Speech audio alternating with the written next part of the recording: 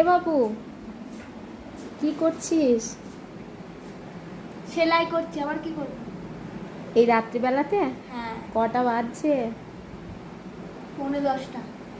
কেন, ডিনার করতে হবে না? করবো, এটা করে নিই তারপর। সারাদিন কি করছিলিস?